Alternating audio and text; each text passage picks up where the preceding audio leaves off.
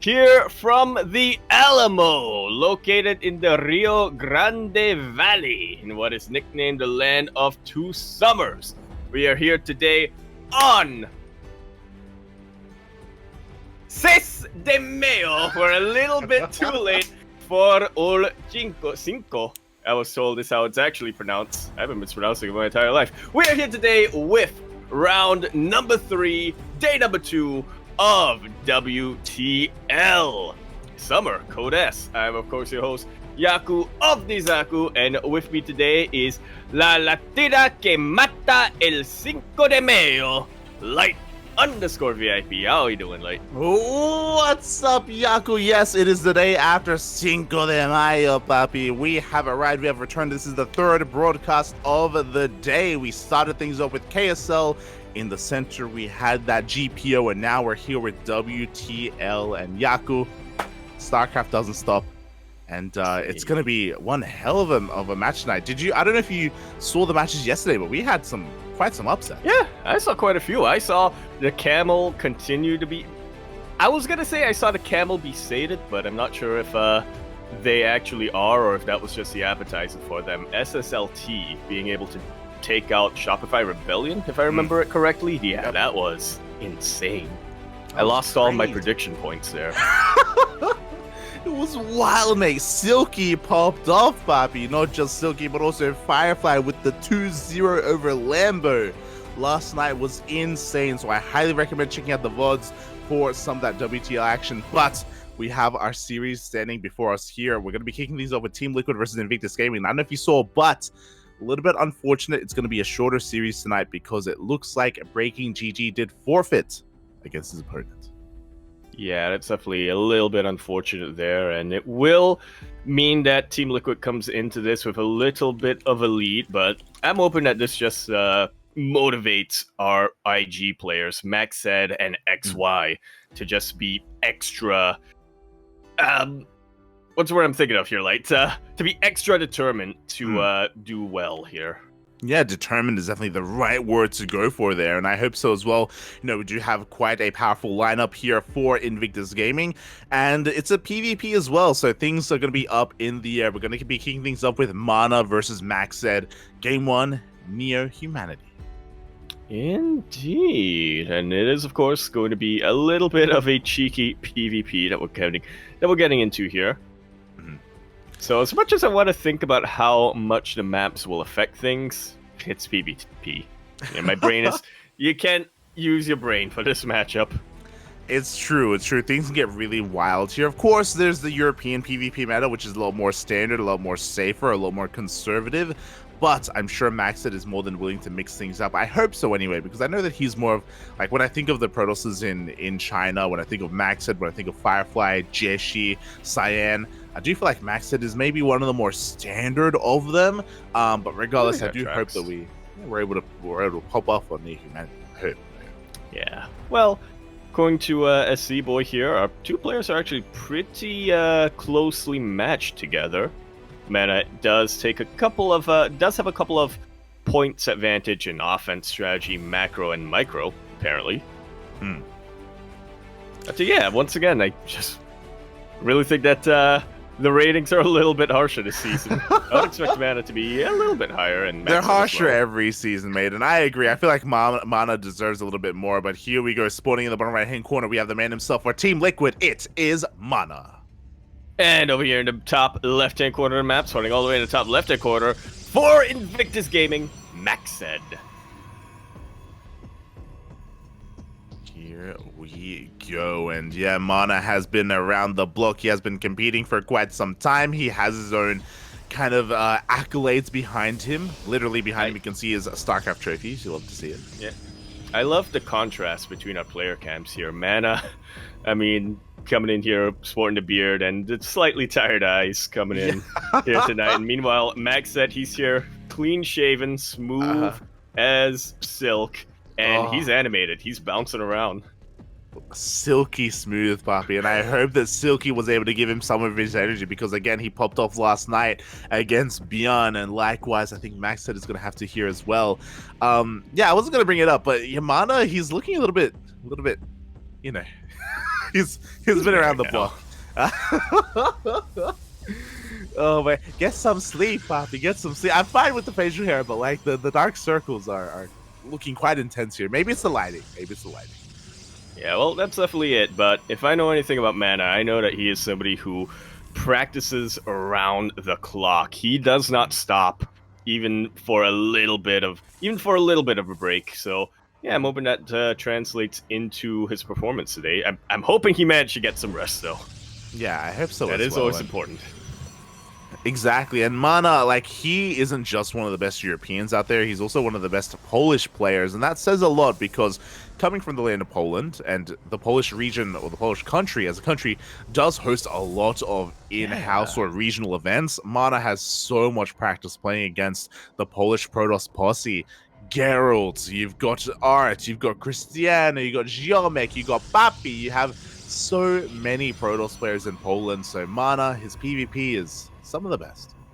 Without a doubt. I mean, maybe it's a little bit different nowadays. I think there is a little bit of contention between himself and Gerald and Cristiano and those guys, but for the longest time, it was undisputed.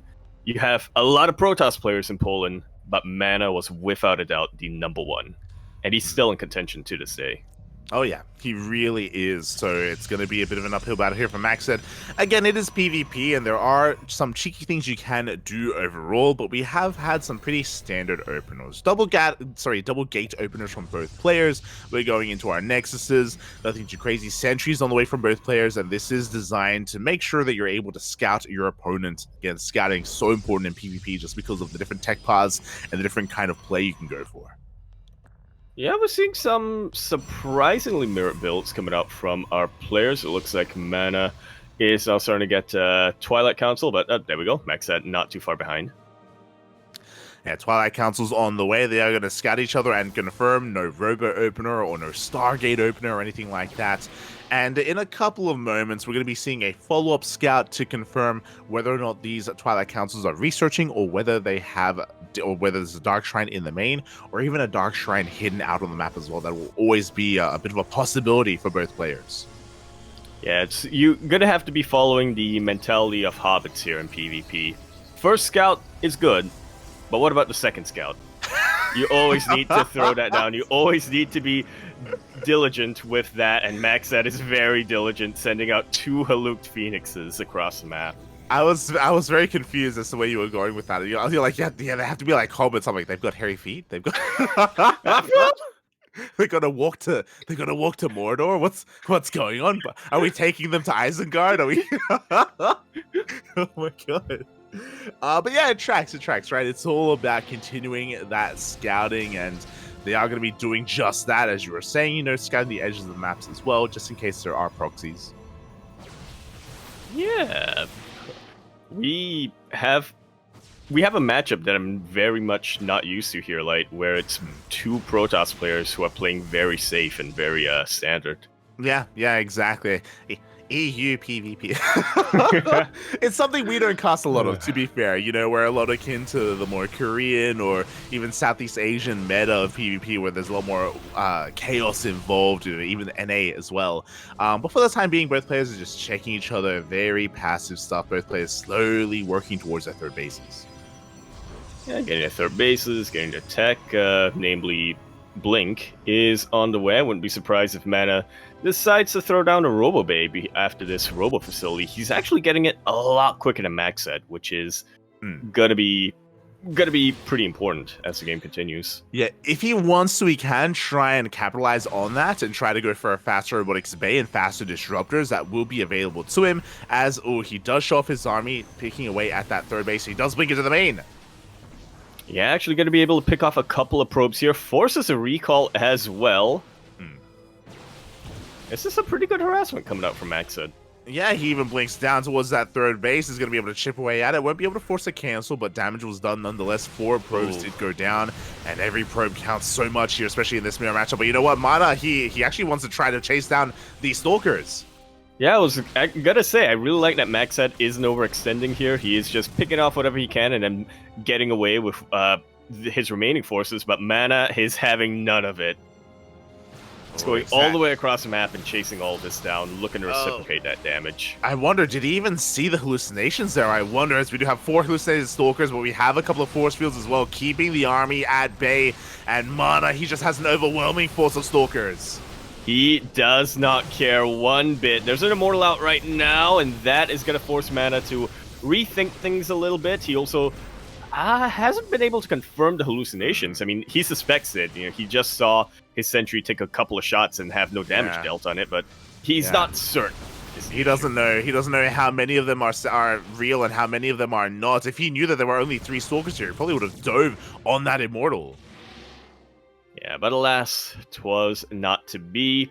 MacSed is able to get away with this and doesn't really lose too much at the end of the day. However, Mana is doing all he can to try to catch back up. I mean, hasn't missed a single macro cycle since chasing down that stalker force of MacSed. Yeah, Mana's worker count is a little bit lower, but that's because MacSed killed probes, right? He was able to kill some workers earlier on. That is why he has that small lead. Ooh, but it's not the biggest of worker disparities, and Mana has eyes on the army. He does see it here in the middle of the map. He's got some options. He can try and collapse on this army, or he can go for a counterattack, and there we go. He dives on top of the Immortals. Yeah, it was really smart of Mana earlier on to activate the Guardian Shell with those Adepts in the middle of the map. Now he doesn't have anything to worry about with his Stalkers. He's here with his Warp Prism as well, and he is looking to punish MacSed. He really is. The Immortal count gets reset. I believe we have another Immortal on the way here at the natural base, but MacSed he can barely hold on. We do have a shield battery, we do have an overcharge, and that will help him survive here at the 3rd. Yeah, but did he pop that overcharge a little prematurely, though? As Mana decides not to fight in that position, and now MacSed doesn't have an overcharge while Mana is still breathing down his neck.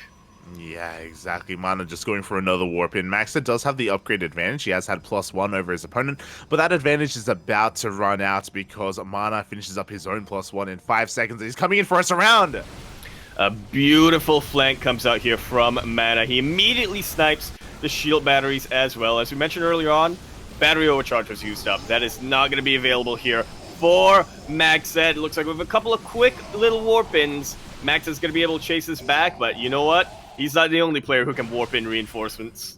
Yeah, and I love this. Mana, he's going to try to hold on here, keep the army busy as his Zealot run-by doesn't go for the army. It goes into the mineral line instead. 4 probes do go down. Yeah, how's that for reciprocating the worker damage?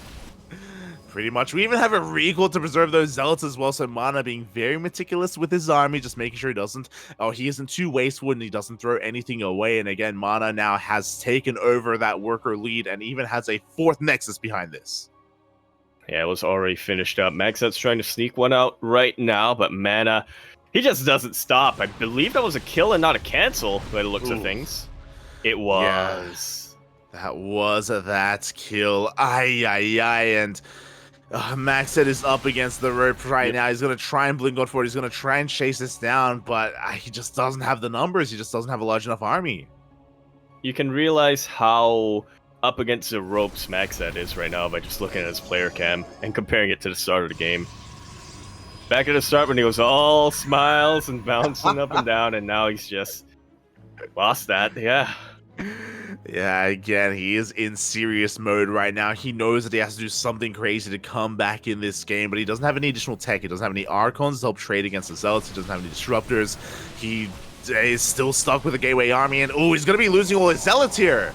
Yeah, great position coming out from Mana. MacSed, unfortunately, took a little bit of a risk trying to go for a run-by like that, and it didn't quite pay off. Mana just has so much vision out in the map, and so much map presence as well. He really does, and here we go. He's looking to chase this down. We do have the defender's advantage, though. MacSed has enough to hold on to his 3rd base, but once again, Mana, he's just thinking about sending a Zealot run-by in towards the natural for the 2nd time. Thinks better of it. It's going to be backing up, waiting for another wave of reinforcements. Yeah, and he does get that reinforcing wave, but he will not be able to sustain that for too long as the Warp Prism does get taken out. MacSed, this was a great idea from him, but Mana, unfortunately, was already thinking about that possibility. Had his Stalkers here set up, and is going to prevent any major damage in the run-by. Read him like a book. The Prism does go down. No potential for counterattacks whatsoever. We do see Mana with another army, not really getting too much damage done, but he does pick off some of those pylons, and he's getting ready for another surround. Yeah, this is so smart from Mana. Not pulling the trigger just yet. Actually not going for the surround by the looks of things. Yeah, he's got. I mean, he can go for the surround or go for the counterattack, and there we go. He's going for the counterattack instead. Oh, okay. He's trying to figure out what he wants to do. Yeah. Yeah. And unfortunately, I think that's going to cost him. Yeah, he's going to be losing quite a lot of Zealots here, so a good pick off here by MacSed. He is going to be fighting back, does catch a lot of value there. And just like that, I'm starting to think there's hope for MacSed. Yeah, now the upgrades have evened up. We have 2-2 for both players. MacSed has Archons being incorporated, which do so well against charge lots. They just do such a good job at tanking and dealing that splash damage. Meanwhile, I don't believe we've seen too many of those from Mana. I don't think he has Archons, unless I missed them. I don't think he does either. He hasn't gotten a Templar Archives or a Robo-Bay by the looks of things, so yeah, he's pretty much just foregoing splash damage entirely, trying to go for a bit of a brute force composition like this, and it can work if he's able to keep MacSed's economy down. MacSed is still very much struggling when it comes to gas and minerals, but if he's able to get this fourth base up and running, I think he should be fine. Yeah, we'll see how this goes here as MacSed is forced to split up his army, and here we go. We do have a force on the right and the left-hand side. The Archons are pushing forward, and they're doing so much damage to the Zealots of Mana. Yeah, you can immediately see Mana is now suddenly on the back foot. The upgrades are even, but MacSed has a bit more of a sophisticated army here with splash damage. Yeah, you can see how one-sidedly he wins this fight on the left-hand side. The Archon's doing so much for him. Meanwhile, the Stalker battle is a little bit different. We do see Mana trading quite well. He does have an overwhelming force of Stalkers. He's trying to bust on in. MacSed, he turns around with his second army. He doesn't go for the counterattack. Yeah, this is really important for Mana. He recalls away and is able to make it out of there with most of his Stalkers still alive, but all of a sudden, he is staring down a supply deficit. Yeah, he is. I mean, his army is looking worse for wear. Mana has a lot of probes. He has a good economy, but what about his army is the question. He has a lot of Stalkers, and that is it. Meanwhile, his opponent warping in more of these Archons, more of those Immortals as well. As MacSed, he's committing to the fight here at the fourth. Yeah, and I want to believe that with good enough Blink Micro, you can win any engagement, but this is a very beefy army coming out here from MacSed. He's already evened out the worker count, and he's looking to make short work of the rest of Mana's army. Mana, all of a sudden, his entire army is in shambles. Yeah, it really is. He committed to blinking on forward here and diving on top of that prison, but he loses a little bit too much. At the same time, we have a warp into the main base of Mana. He's losing probes left and right. He was looking so commanding at the start of the game, but we see it slip through his fingers. He will hold on, but look at how many probes we've lost. Way too many. This is game-ending damage.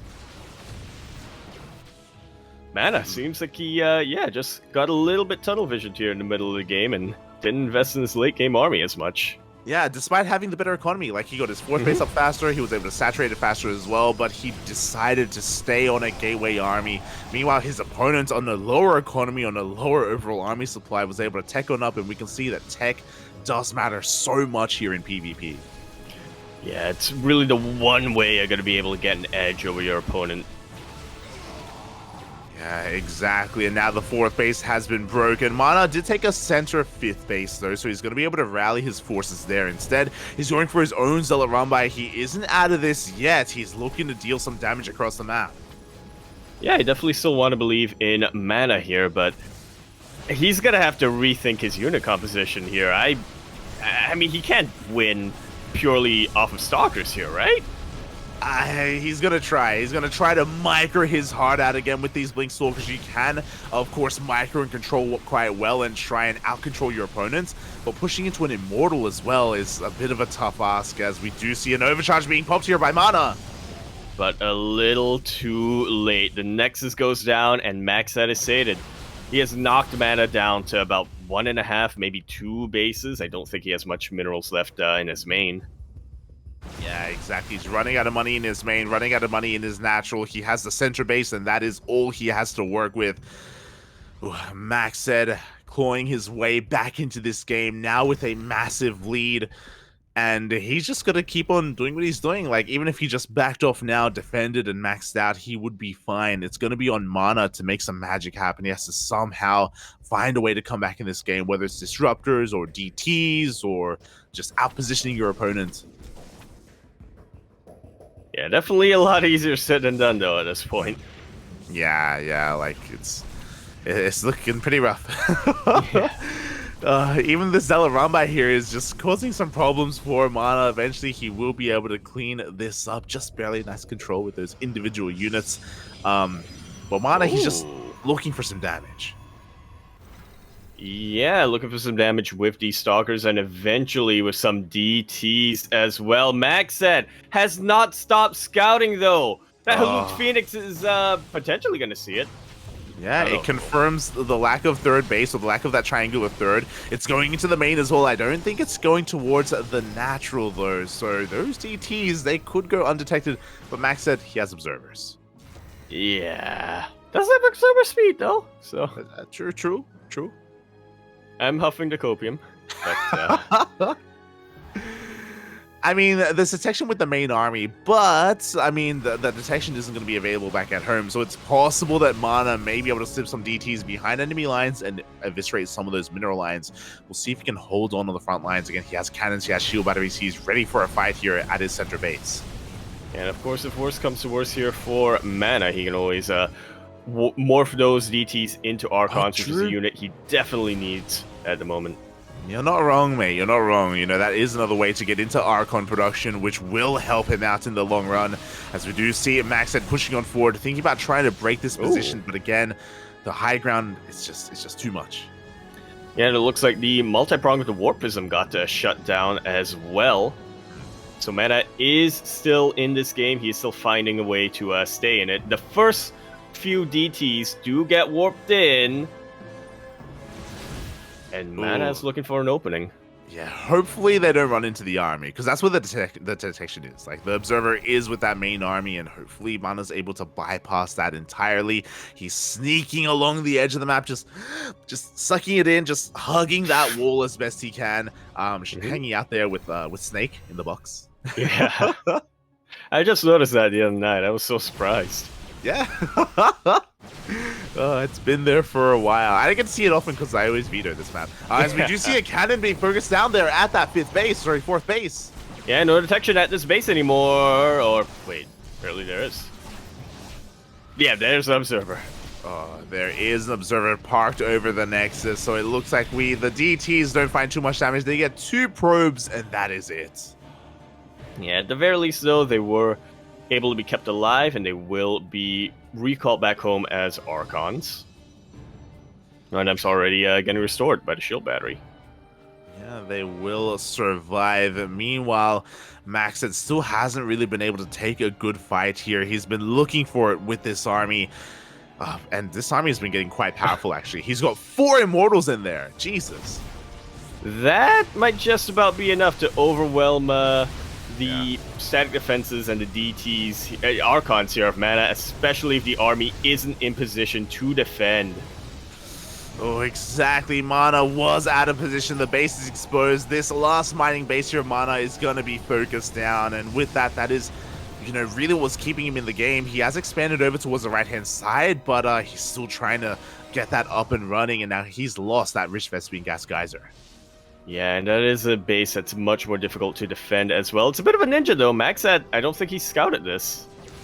He hasn't seen it yet, but I don't think he cares. I think he wants to go for the main fight. He has enough to overwhelm and maybe just break into the natural.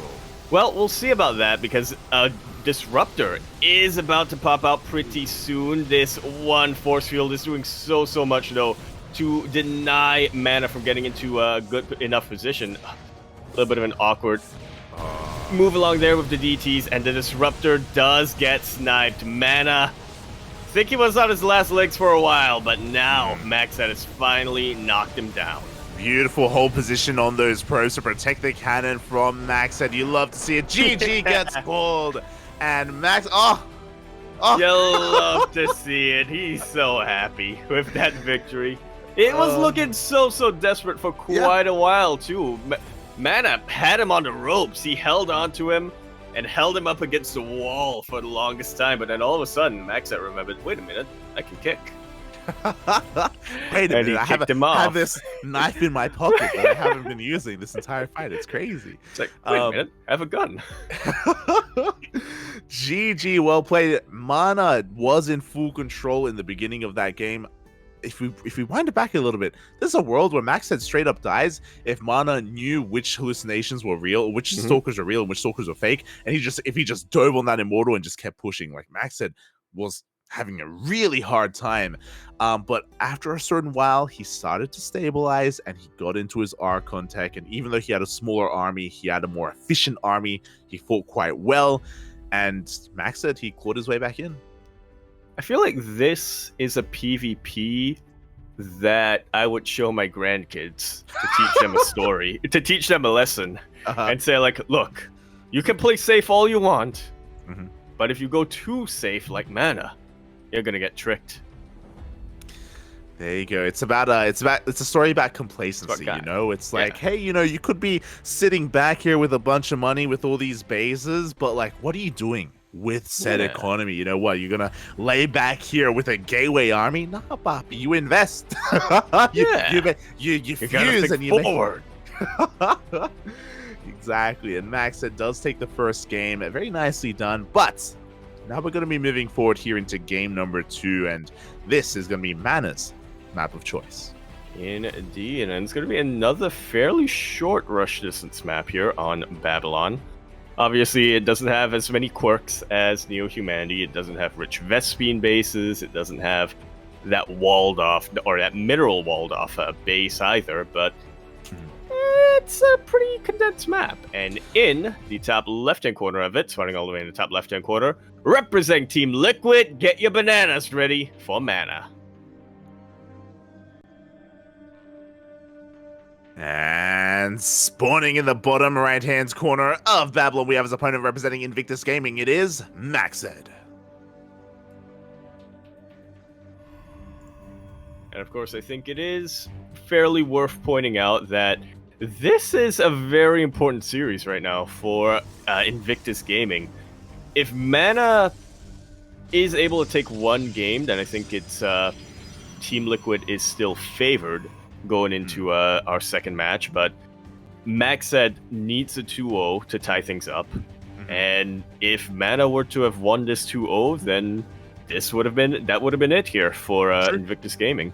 Yeah, Invictus Gaming, the pressure, it may not seem like it. Maybe MacSed is unaware, but but he needs a 2-0 here to keep Invictus Gaming in good standing just because of that forfeit.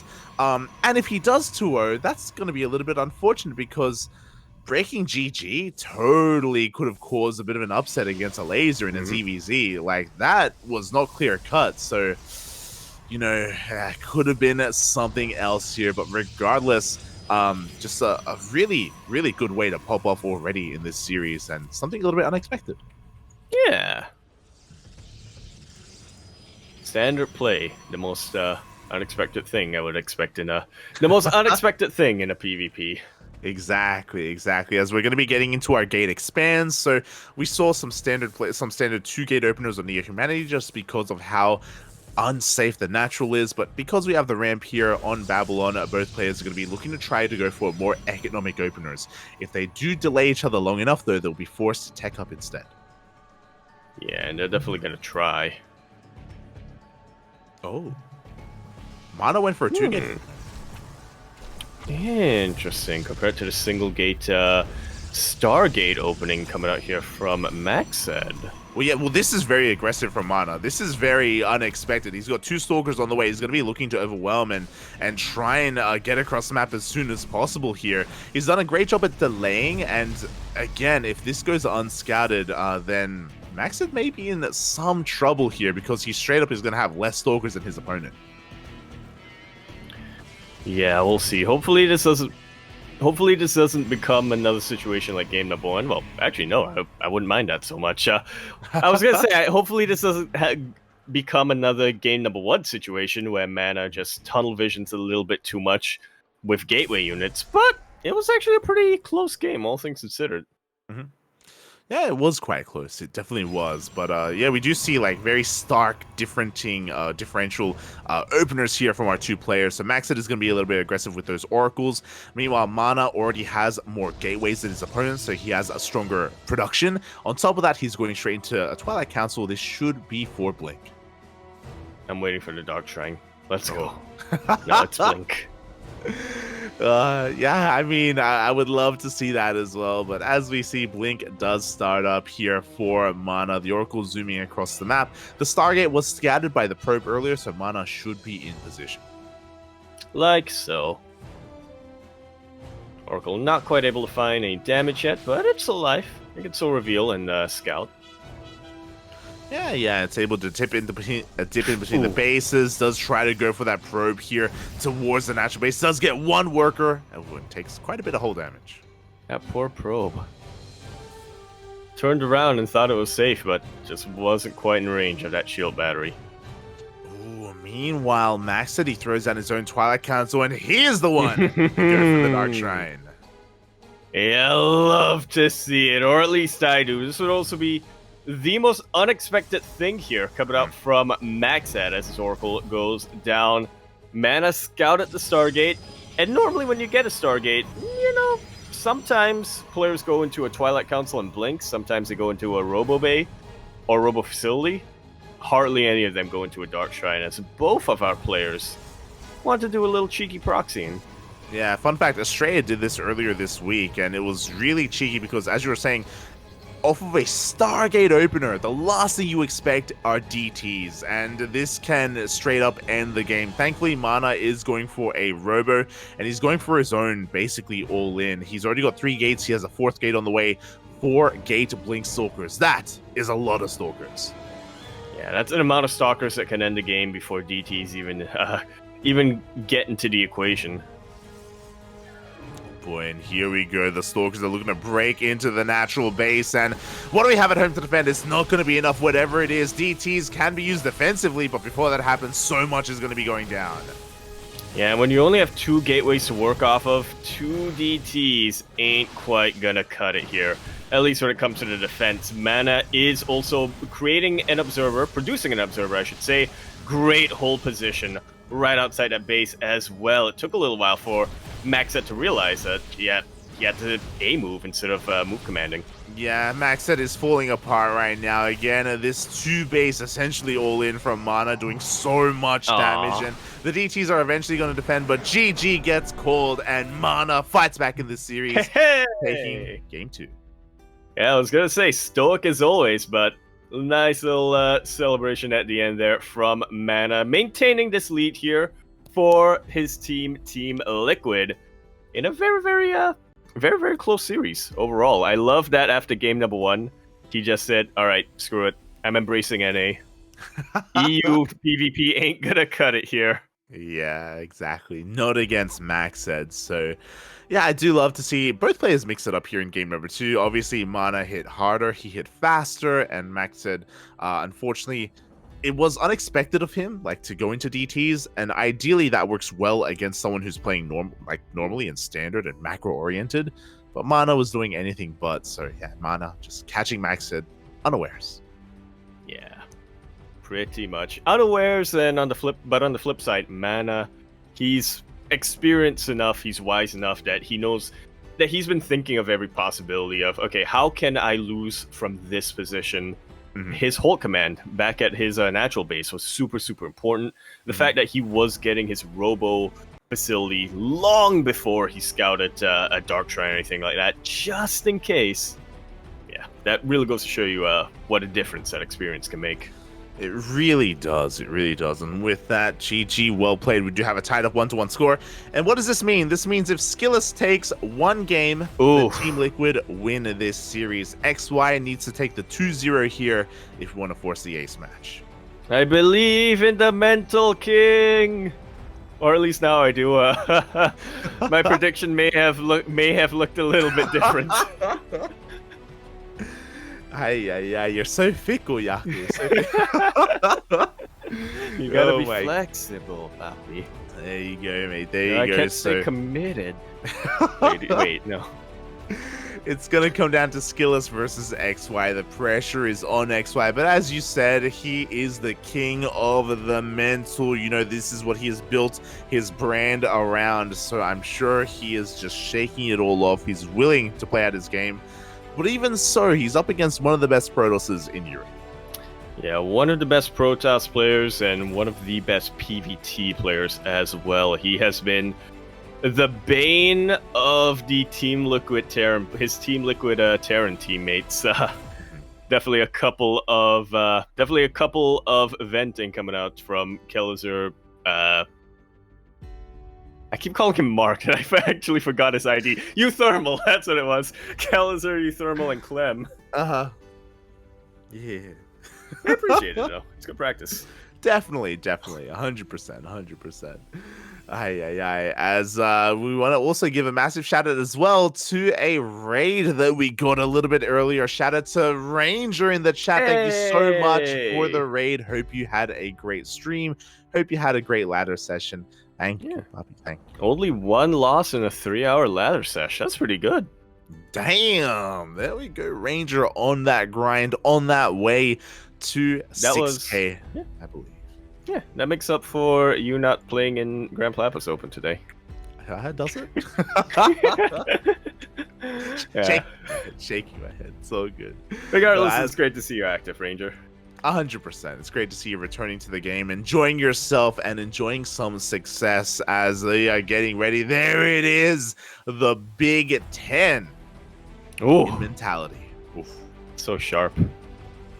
So everything else is round, and then all of a sudden you get one protrusion in that mentality. You love to see it. And I gotta tell you, like, I'm not sure about putting SKillous at the same ranking as Mana, to be honest. I love me some Mana. He's a great player overall, but I really do think that SKillous has been showing off quite a bit here in these past couple of months.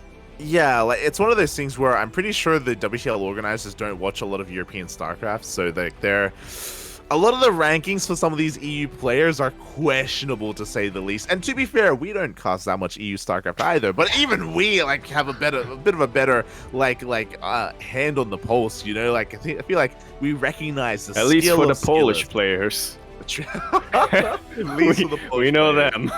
Yeah, we know them so very well. But even SKillous, I think we've talked about this before, but he is top 3 Protoss in EU. Without a doubt. And he's over here in the bottom right-hand corner, Dragon Scales for Team Liquid. And spawning in the top left-hand corner for Invictus Gaming, it is XY. Damn! Look at that brain! Oh. There we go. It is so large, it can't even be engulfed by the cam. It doesn't fit, not at all. Meanwhile, I don't know if you noticed, SKillous, where's his foot? Where's his leg? That's what I would like to know here. He has been known to have his feet on his chair a couple of times in the past. Yeah, well, I mean, something was there. It's well. We've seen him assume the position, and maybe it's something that needs to be brought out of him. You know, maybe when the world needs him most, when the pressure is on, that is when he does take a stance. You know, that's when he activates his evolved form. Well, is it the evolved form or is it the primal form? Either way, it's a buff. Either way, it's big, Poppy. It's big. And yeah, we'll see if he does end up needing it here in this series. I'm sure he will again. XY is a very powerful player in his own right, a very powerful player in the Chinese region, and we'll see how he does. As we see SKillous just trying to be as annoying as possible with this probe, just trying to force a delay as XY was setting up for a Rax expand. Yep. Is that out? Is that off center though? As so. Our observer kind of pointed out. Yeah. Dang. Thankfully, you know, we had just slipping lift up a little bit into mental. maybe. I mean, it's XY. You know, he wanted it to be off center. Okay, it's fine. He did. It's fine. Yeah. He most likely did. There's a plan here where he's gonna make us keep questioning, and he's gonna make SKillous keep questioning. He's gonna activate the OCD, and that'll make him short circuit in a way. There you go. That is to be the plan. As from here, we do see SKillous going into interesting, not a Stargate opener. SKillous is going to be mixing things up and going for a Twilight Council instead. Yeah, so not opting for the Stargate openings we've been seeing quite a lot of in PBT. We've been seeing a lot of both Phoenix openers and Oracle openers coming out from a lot of Protoss players, but SKillous, he's sticking with the classics. Twilight Council, most likely going to be Blink. It would be insane if it was Charge or Glaives. Yeah, Charge is very out of fashion. Like going for these like 2-base Charge all-ins, like they had their time, and you know they popped up every now and then a couple of years ago. But nowadays, it's not really seen at the highest competitive level, really much at all. Maybe like Haas still does it every now and then, but outside of that, you know, not really seen too often. I don't even know anymore if the new Haas is up for it, man. They're playing way too greedy for my liking. True. Well, I mean, if you remember, he did popularize the Swarm Toss style in PvT, where he would just go. He did it a while ago, didn't he? Yeah. Yeah, true. It has been. He would go like he would very quickly go up to 5 bases or something like that, and then just spam Blink Stalkers and Charge Lots. Yeah, it was like 5 bases, and he only took like 3 gases or something. Like he just heavily prioritized minerals and just mass Zealot Warpins. It was crazy. But yeah, that was, I guess, a different era of StarCraft, and we that have was since moved on from that. Yeah, that was before Terran players remembered that Widow Mines exist. It's a little bit. Speaking of mines, XY is going for a little bit of a later Widow Mine drop here. Not the most committed, but at an offbeat time, and again, because of this weird timing, possibly SKillous won't be looking. Possibly. I don't think that Probe was able to get eyes on that just yet. But I wouldn't be surprised if SKillous isn't keeping vigilant over here at least his mineral lines, if not the edge of the base. He already has some pretty good vision on it. Yeah, hopefully he's able to react and respond in time, as SKillous is throwing down a couple of additional gateways. I haven't quite been able to see if this is 3 gates or 4 gates, but Blink is now done and a Prism is on the way, and XY is getting ready to go in.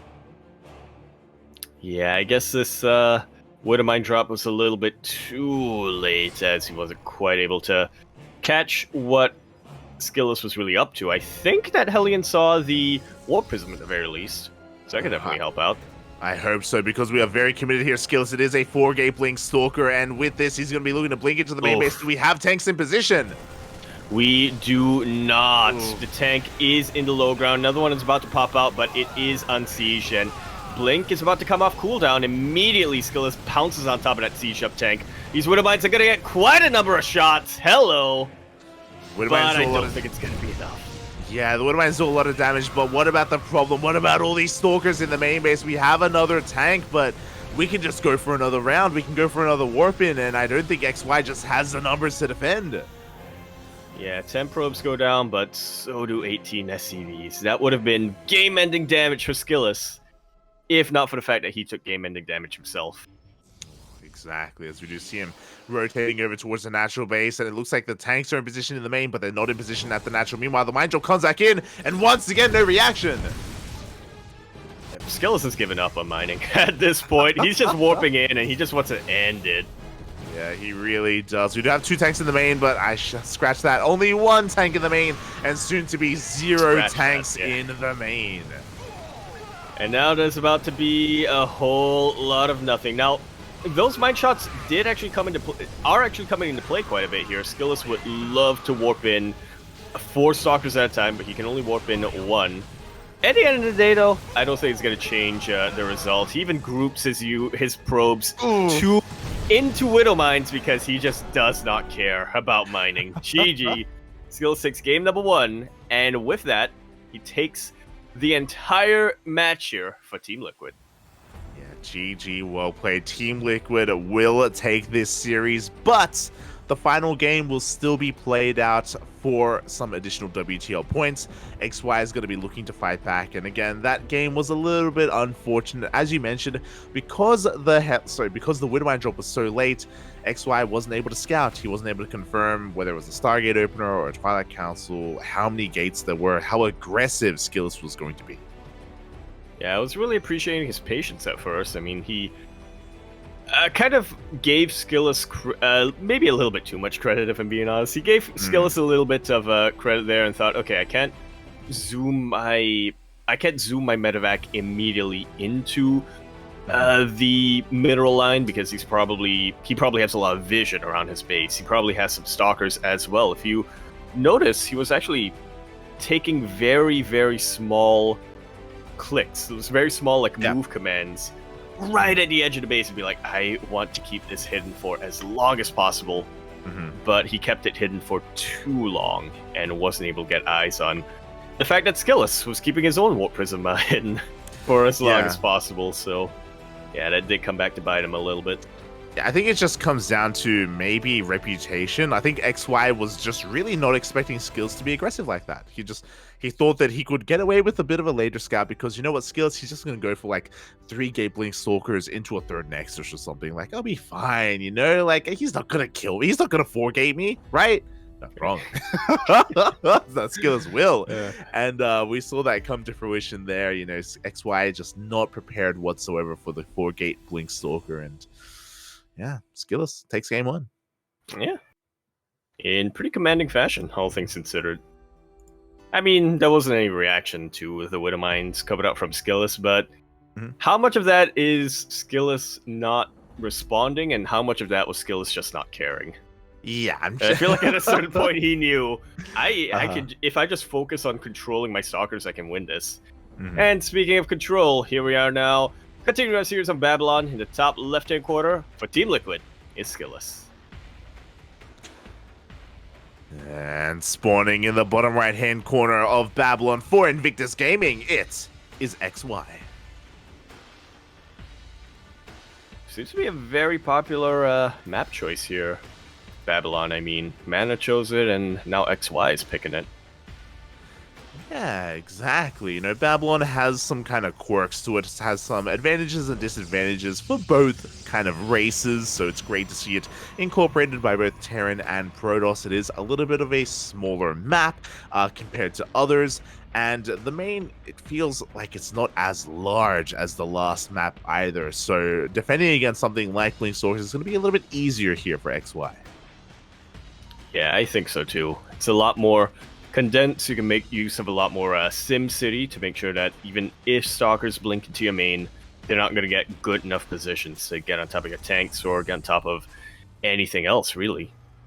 Exactly. On top of that, because the rush distance is a little bit shorter, it can lean into maybe the Terran player going for an all-in, even a 2-base all-in. We've already seen a lot of that today. We saw a lot of that from Hon Mono, as you can imagine. I don't know if you were watching the semifinals, Yaku, but there was a TVP I missed with some of that. Hey, you would love most of that.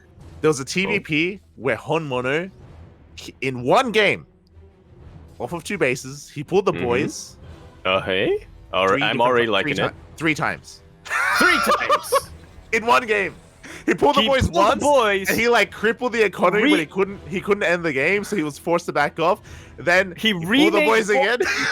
Just to pull them again. Yep. And then he remade some more boys just to pull them again. Oh, I need to watch that VOD. It was crazy. I need to watch that VOD. The entire team was like, why don't you just die? He was playing against Lemon's Protoss. And he was trying desperately to kill Lemon, and Lemon just refused every single time, barely holding on. Oh, it was crazy. It was crazy. See, I'm thinking it was more of Hot Mono being like, I'm going to cripple my economy while I cripple your economy to make things fair, but damn, And here I was about to go into whole... Was XY watching Kung Fu Cup? Did he see all Oliveira's builds against Max Packs? The builds that didn't work in the end, but damn. And the real question is, has XY been watching Hon Mono? Exactly. You know, Hon Mono, oh my god, as we do see just barely a delay there on the CC, like half a second away from finishing. Oh my god. That's even more annoying than having your CC delayed in the middle of building.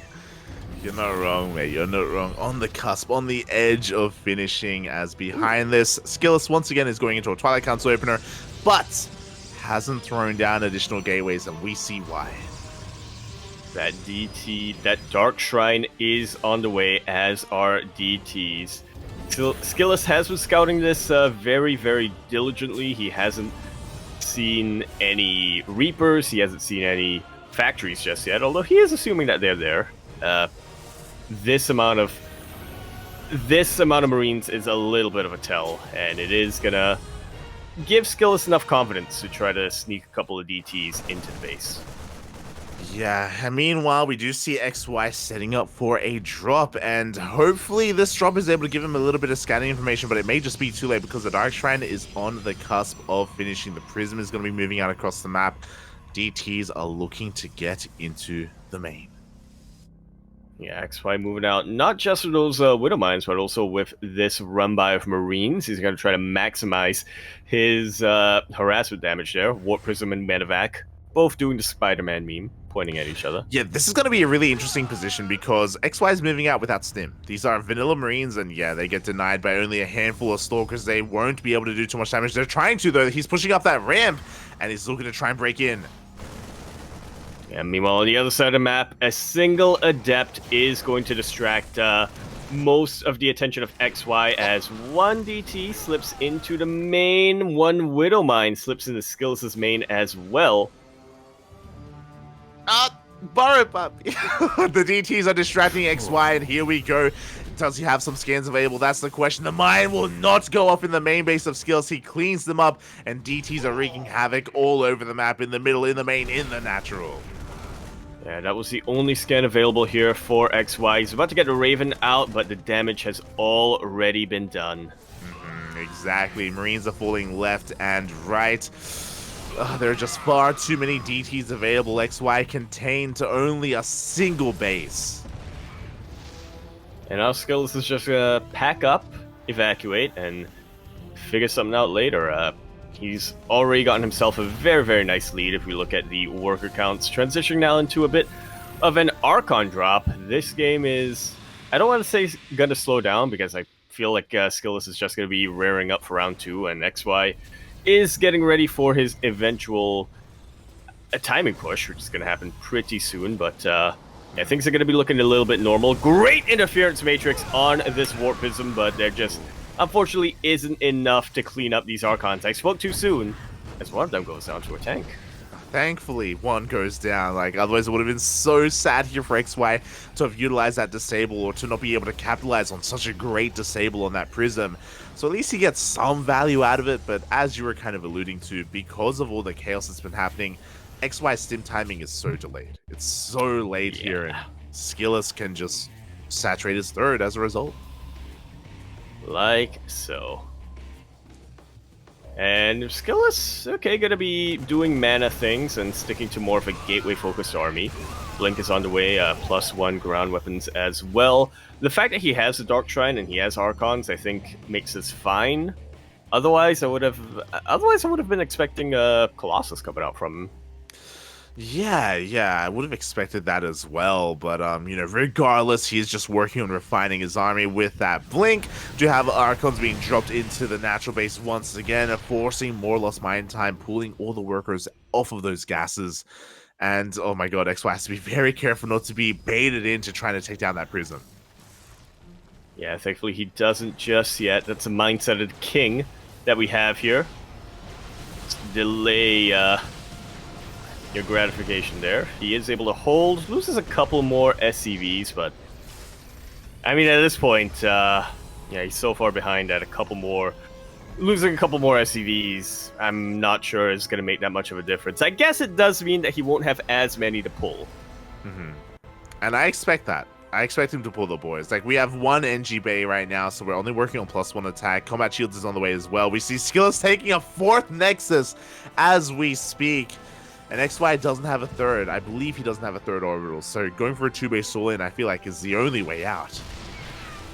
Yeah, it's not just the best way. It's pretty much the only way for him at this point. But SKillous, he's doing such a good job of making sure that the eventual push is as weak as it could possibly be. SKillous, I guess, cancels that Nexus? Question mark? I mean, the Nexus is still in the way. It's still there for SKillous, but here we go. The Blinkstalkers are trying to push on into the natural base, just trading so efficiently against these Marines. The Blinks are just too damn good. Yeah. This is a very frustrating position to be in as a Terran player. You know, you want to be the aggressor, right? You've just researched Stim, +1 just finished out. You want to push out in the map, and your Protoss opponent just doesn't allow you to get out the front door. Great mine hits. Actually, amazing mine hits here. 12 probes are going to be going down once again. SKillous not having the attention to defend his mineral lines. But just like that last game, he doesn't really need to. Yeah. Well, maybe. We'll see. If he can continue to contain XY and then eventually take out the army as he tries to push out, that would definitely secure him a victory. But for XY, any little bit of economic damage he can do is gonna ideally stack up and try to get him back in this game as he loses a full medevac.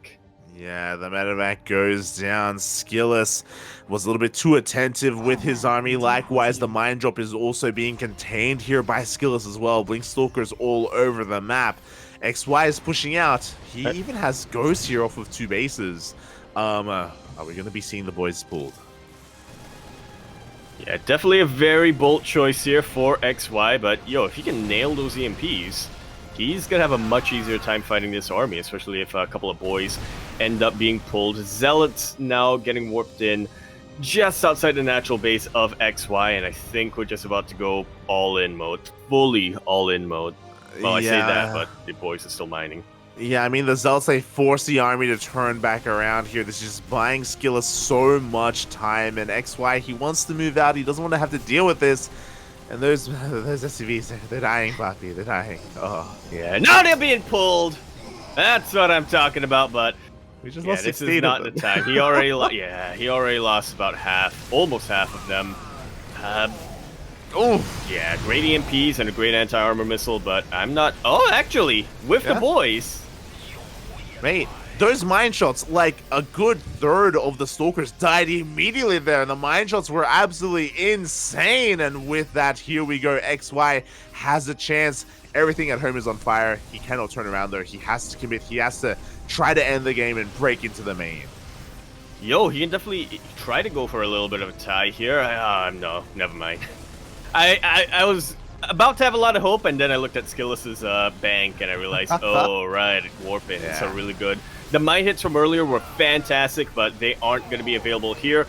GG is called, and SKillous, with the pure liquidated skill, is going to take the 2-0 and take the W here for Team Liquid. There you go.